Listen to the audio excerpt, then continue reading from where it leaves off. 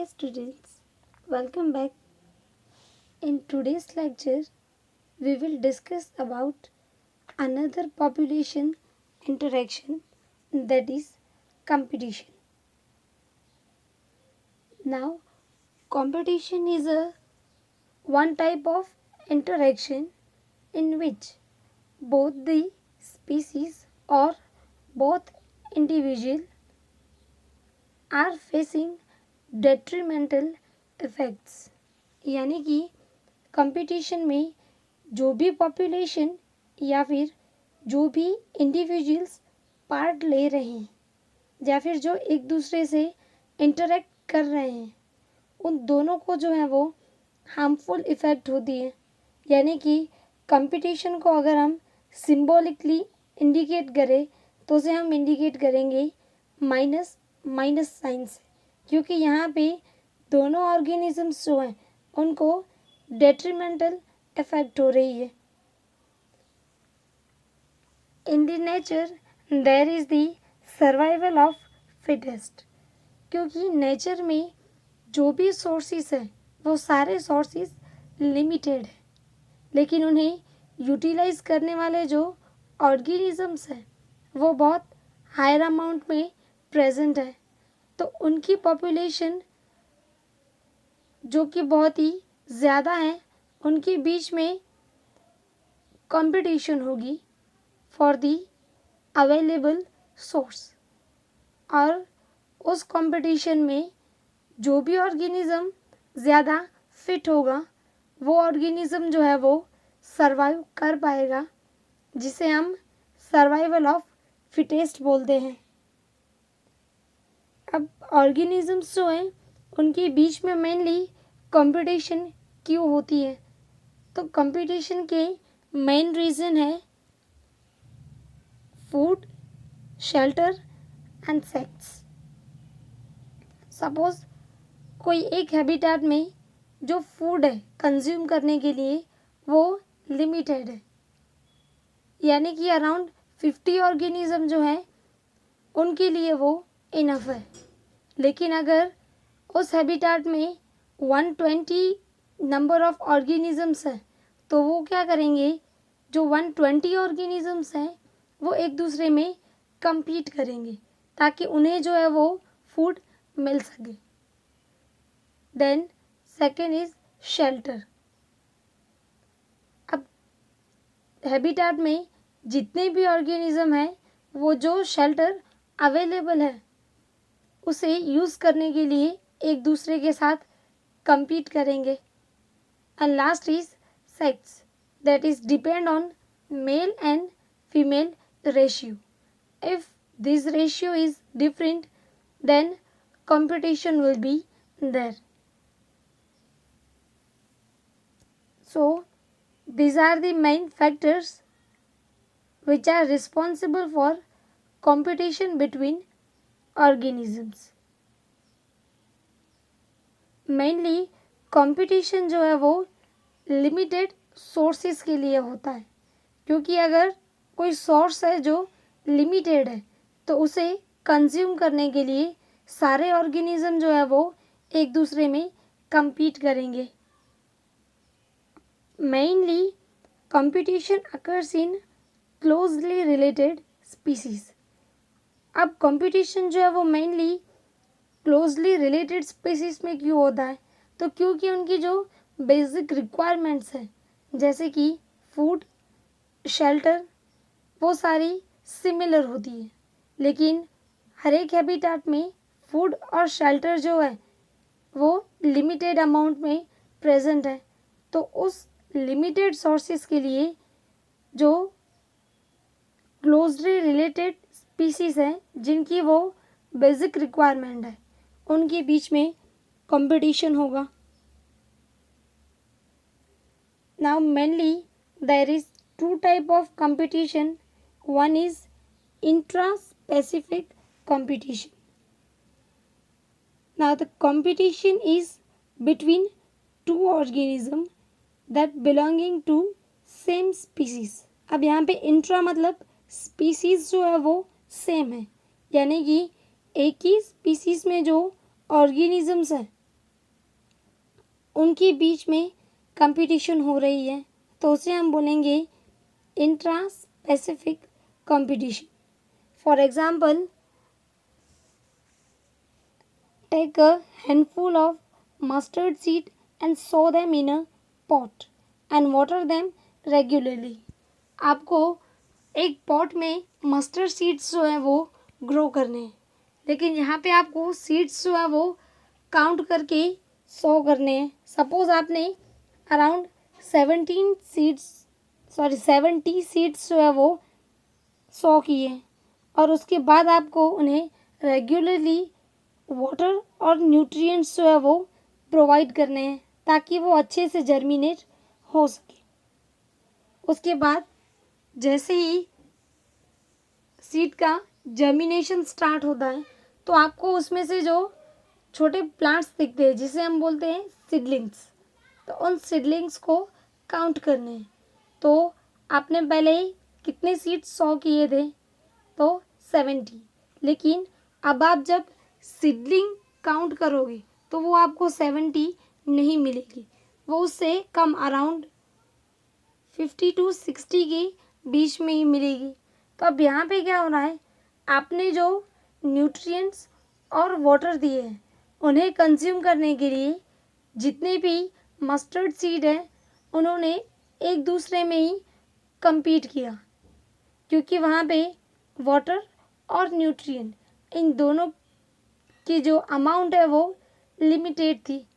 तो यहाँ पे मस्टर्ड जो है वो प्लांट की एक स्पीसीज है, तो उसके जितने भी सीड हैं वो एक दूसरे के साथ compete करेंगे.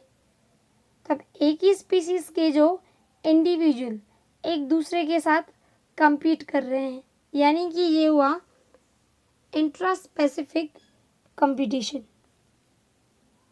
Now second is interspecific competition.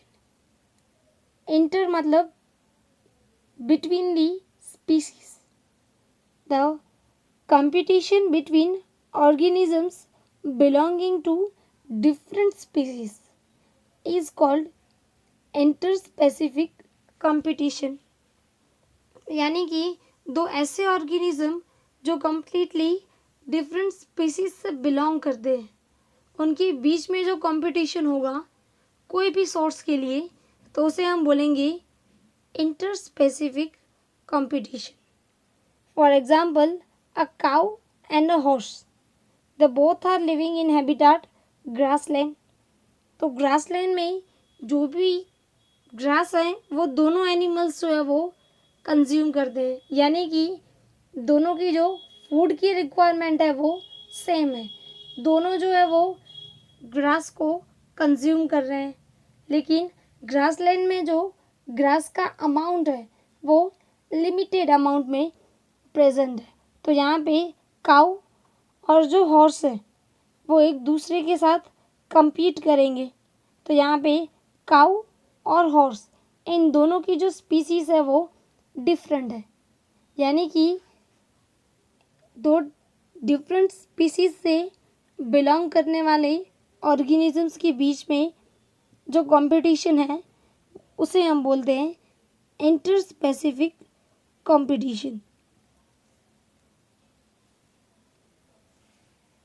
And another example is in a shallow South American lakes, visiting flamingos and resident fishes compete for their common food, that is zooplankton.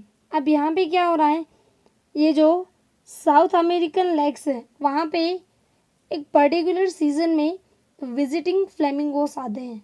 तो यहाँ पे ये जो फ्लेमिंगोस आ रहे हैं वो और जो उस लेक में जो रेसिडेंट फिशीज हैं उन दोनों की जो फूड रिक्वायरमेंट है वो सेम है, यानी कि जो उस लेक में जू प्लैंक्टन्स प्रेजेंट है उसे फ्लेमिंगोस और फिशीज दोनों कंज्यूम करते हैं.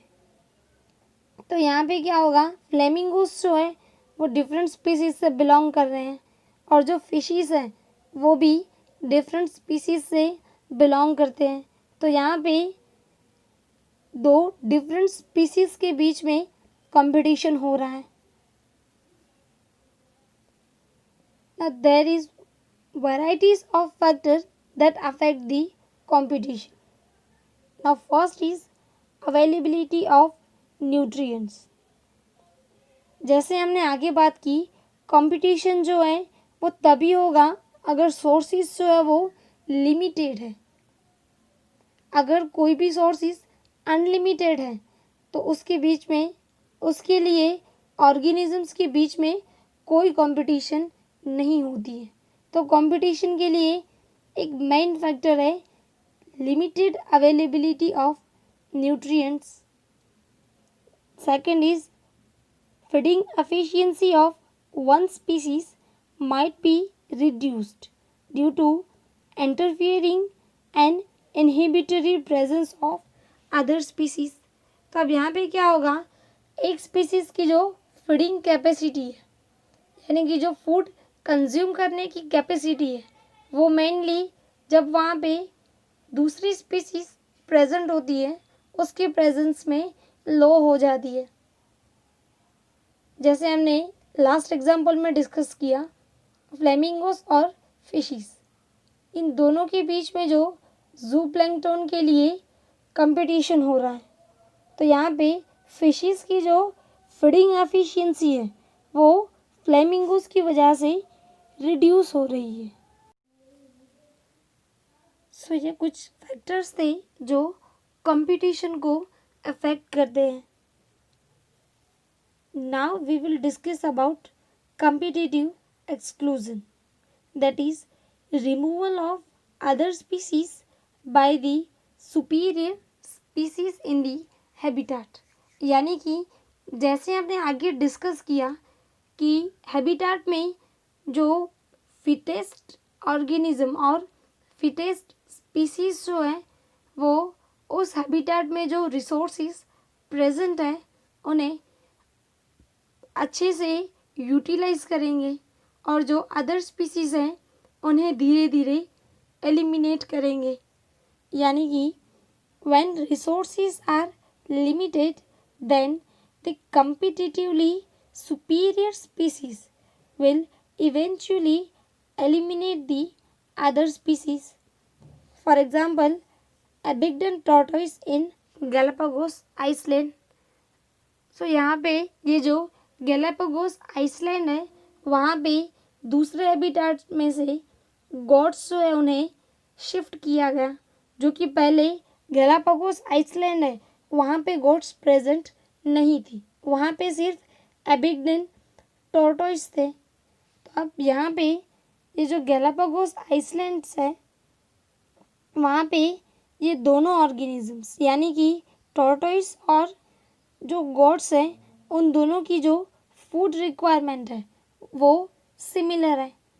यानी कि दोनों ऑर्गेनिजम्स जो है वो मेनली ग्रासीज और जो स्मॉल प्लांट्स हैं उन्हें यूटिलाइज करते हैं।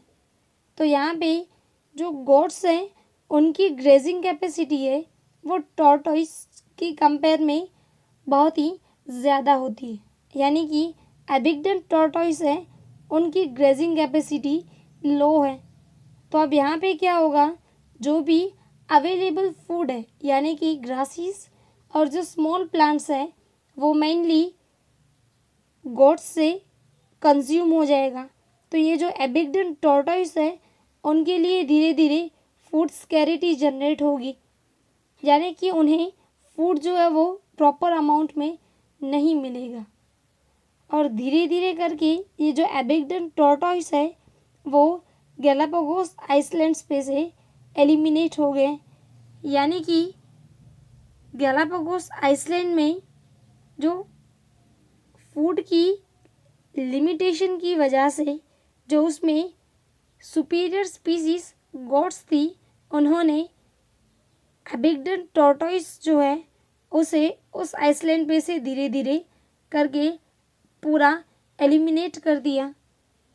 तो यहाँ पे सुपीरियर स्पीसीज से जो दूसरे स्पीसीज का एलिमिनेशन है उसे हम बोलते हैं competitive exclusion. Now second is competitive release. Now what is competitive release?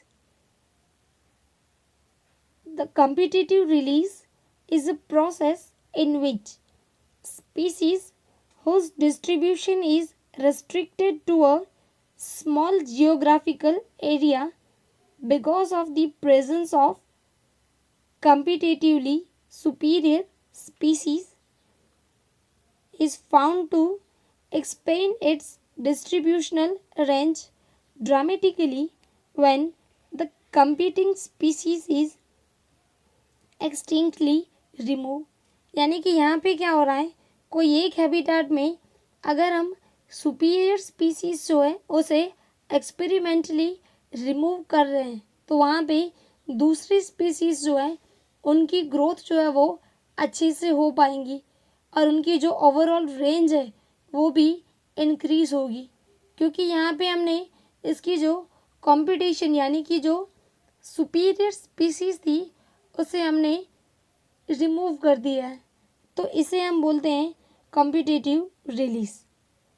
For example in Connell's elegant field experiment showed that on the rocky sea coast of Scotland the larger and competitively superior branchial balanus dominates the intertidal area and excludes small branchials Cathymeles from that zone. Now in diagram you are seeing that there are two type of tides in that area. One is high tide and second is low tide. Now in these rocks there are two types of organism, that is Cathymeles and Balanus are found. Cathymeles is in brown color and Balanus in a blue color.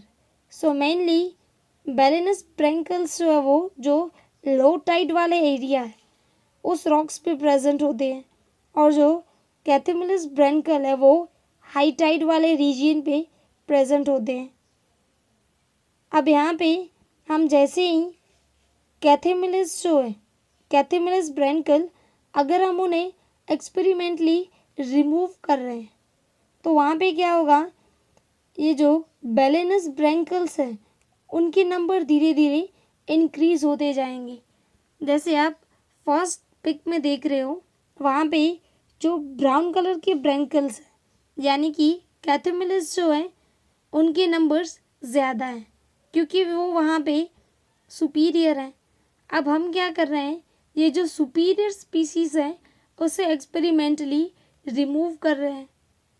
जैसे आप second pick में देख रहे हो तो वहाँ पे जो ब्राउन स्पॉट्स दिख रहे हैं यानी कि जो कैथेमिलस है वो लोअर नंबर में प्रेजेंट है, तो वहाँ पे जो हैबिटाट अभी एम्प्टी है यानी कि जहाँ पे कैथेमिलस जो है वो जहाँ से रिमूव हो गए वहाँ पे भी आप धीरे धीरे जो बैलेनस यानी कि जो ब्लू कलर में ब्रैंकल्स हैं वो धीरे धीरे उनके नंबर इंक्रीज कर रहे हैं क्योंकि वहाँ पे उनकी जो कंपटीशन थी वो अब एलिमिनेट हो चुकी है।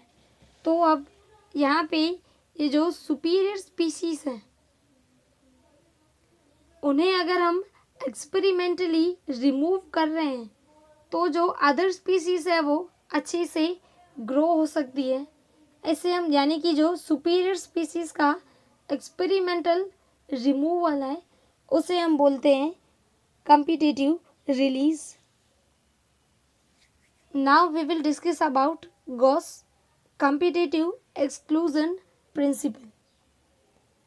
It is known that the two species that are competing for same resources cannot coexist, यानी कि दो ऐसी डिफरेंट स्पीसीज जो एक ही सोर्स के लिए compete कर रहे हैं वो coexist यानी कि साथ में एग्जिस्ट नहीं करती और इस लॉ को हम बोलते हैं Gauss law.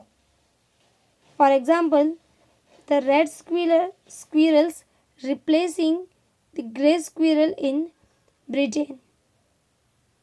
यहाँ पे क्या हो रहा है, ब्रिटेन जो है उसमें मेनली दो टाइप्स के स्क्विरल्स जो है वो प्रेजेंट थे, एक रेड और सेकंड ग्रे।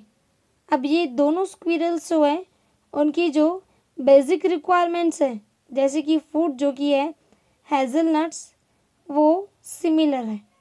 तो उन दोनों के बीच में कंपटीशन की वजह से धीरे धीरे जो रेड स्क्विरल हैं उनके नंबर डिक्रीज होते गए और जो ग्रे स्क्विरल्स हैं उनके नंबर धीरे धीरे इंक्रीज होते गए। यानी कि दोनों स्क्विरल्स हैं जिनकी रिक्वायरमेंट्स जो है वो सिमिलर है, वो कोएग्जिस्ट नहीं कर पा रहे। अब ग्रे स्क्विरल्स जो है उनके नंबर इंक्रीज क्यों हुए और जो रेड स्क्विरल है उनके नंबर डिक्रीज क्यों हुए? तो mainly the number of red squirrels decreased because of the disappearance of hazelnuts, क्योंकि यहाँ पे जो ग्रे स्क्विरल्स हैं वो हेज़लनट्स को ज़्यादा कंज्यूम कर रहे हैं। तो यहाँ पे जो रेड स्क्विरल है उनके लिए जो हेज़लनट्स की अवेलेबिलिटी है वो कम है। Then second is competitive exclusion and some disease. अब जो ग्रे स्क्विरल्स हैं उनके नंबर इंक्रीज कैसे हुए? Because the grey squirrel easily adapted to the environment and replaced the red squirrels. So here is the pic of gray squirrel and red squirrel. Now अब हमने Gauss slow जो है उसमें पढ़ा कि दो ऐसी स्पीसीज जो सेम रिसोर्सेज के लिए compete करती है वो कोएग्जिस्ट नहीं करती, लेकिन कुछ केसेस हैं जहाँ पे दो डिफरेंट स्पीसीज जो सेम सोर्सेज के लिए compete कर रही है वो कोएग्जिस्ट करते हैं। तो अब यहाँ पे कुछ ऐसे मैकेनिज्म्स हैं जिनकी वजह से वो दो डिफरेंट स्पीसीज जो हैं वो कोएग्जिस्ट कर पा रहे हैं। वन इज़ रिसोर्स पार्टीशनिंग, यानी कि जो भी रिसोर्सेज हैं उन्हें वो डिवाइड कर रहे हैं। When species divide a niche that is their requirement to avoid the competition for resources, it is called resource partitioning. For example, on island of Puerto Rico, two species of Anolis lizard compete for food or insects. Anolis evermanni and Anolis gunlechi both share the forest and insects, but one species, that is gunlechi, hangs out within a couple of meters of the ground and the evermanni feeds in the branches above the 2 metre. यानी कि एक Iceland पे lizard जो है उसकी दो species, एक है एनोलिस गनलेची एंड सेकंड है एवरमानी।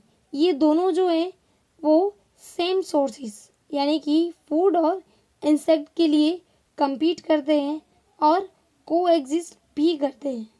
तो अब ये दोनों जो है वो कोएग्जिस्ट कैसे कर पा रही है? तो वहाँ पे उनका जो रिसोर्सेस है यानी कि फूड और इंसेक्ट है उसको उन्होंने डिवाइड किया हुआ है। यानी कि अब इसमें क्या हो रहा है, तो प्लांट्स की जो 2 मीटर वाला जो नीचे का पोर्शन होता है अराउंड 2 मीटर, वहाँ पे सिर्फ गुंदलेची स्पीसीज जो है वही सरवाइव करती है और अबाउट 2 मीटर एवरमेनी स्पीसीज जो है वो सरवाइव करते हैं। तो यहाँ पे क्या हुआ, जो हैबिटाट फूड और इंसेक्ट है इन दोनों को ये दोनों लिजर्ड स्पीसीज ने डिवाइड कर दिया और इस डिवीज़न की वजह से ये दोनों स्पीसीज जो है वो कोएग्जिस्ट कर रही है। अब ये जो फर्स्ट जो है वो है, अब ये दोनों पिक में आप देख रहे हो, एक है एवरमेनी स्पीसीज और सेकंड है गनलेची species. Now another example that is showed by MacArthur Now, MacArthur showed that the five closely related species of warblers living on the same tree were able to avoid competition and coexist due to behavioral difference in their foraging activities.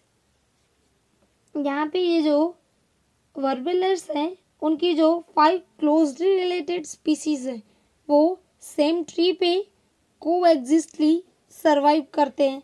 तो अब यहाँ पे ये जो closely related species हैं वो coexist कैसे करते हैं, तो आप डायग्राम में नीचे देख रहे हो यहाँ पे फाइव डिफरेंट टाइप्स के वर्बेलर्स प्रेजेंट हैं और इनके आगे जो आप पिक में ट्री लाइक स्ट्रक्चर देख रहे हो तो उनमें जो ब्राउन कलर का पोर्शन है वो इंडिकेट कर रहा है उस पर्टिकुलर वर्बेलर्स का फूड जोन, यानी कि सिर्फ उसी जोन में ये जो पर्टिकुलर वर्बेलर्स है वो फूड कंज्यूम कर रहे हैं। तो जो फर्स्ट स्पीसीज है उसमें जो मेनली टॉप रीजन जो है ट्री का उसी में से वो फूड जो है वो कंज्यूम कर रहे हैं। सेकंड भी टॉप रीजन जो है ट्री का वहाँ से फूड कंज्यूम कर रहे हैं। Then third species consume the food from the middle boundary of the tree. Then fourth species will below the middle and the middle portion of tree. And last species will consume the feed from the last portion of the tree. तो यहाँ पे क्या हो रहा है, tree जो है उसमें जो वर्बेलर्स सर्वाइव कर रहे हैं उन्होंने ट्रीज जो है उन्हें फॉर द फूड डिवाइड कर लिया है, यानी कि एक पर्टिकुलर एरिया में एक वर्बेलर ही फूड कंज्यूम कर सकता है, उसी ट्री के सेकंड एरिया में दूसरे वर्बेलर्स, देन थर्ड एरिया में थर्ड वर्बेलर्स। तो यहाँ पे ये जो अवेलेबल सोर्स है यानी कि जो ट्री है उन्हें वर्बेलर्स ने डिवाइड कर दिया है और उस डिवीज़न की वजह से जो वर्बेलर्स की क्लोजली रिलेटेड स्पीसीज हैं वो अच्छे से कोएग्जिस्ट कर सकते हैं। तो अब ये हमने बात की कंपटीशन, जो कि एक तरह का नेगेटिव इंटरेक्शन है, क्योंकि यहाँ पे मेनली दोनों स्पीसीज जो हैं उन्हें हार्मफुल इफ़ेक्ट्स हो रही है या फिर ये जो इंटरेक्शन है वो दोनों स्पीसीज के लिए detrimental है। So now that's it for today's lecture. In next lecture we will discuss other population interaction. Now that's your homework for today.